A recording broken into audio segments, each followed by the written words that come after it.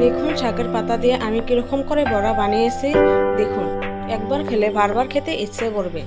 দেখুন কিরকম দেখা যাচ্ছে। চলুন বানিয়ে দেখাই।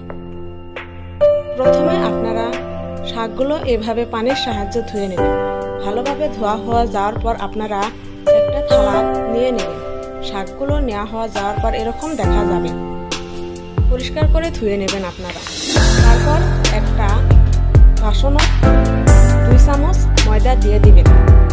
আপনারা চাইলে 2 কাপও দিতে পারেন। তারপর ধনে গুঁড়ো দিয়ে দিবেন।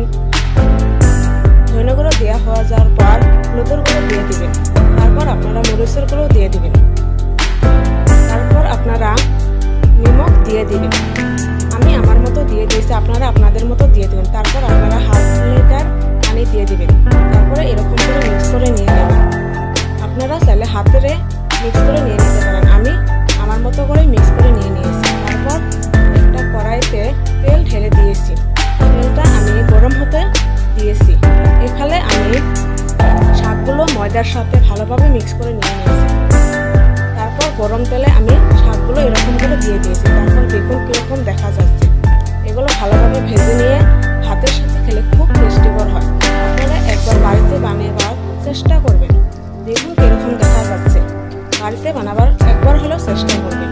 আপনারা যদি আমার পেজটা ফলো করেন নাই তাহলে আমার পেজটা ফলো করে রেখে দিবেন।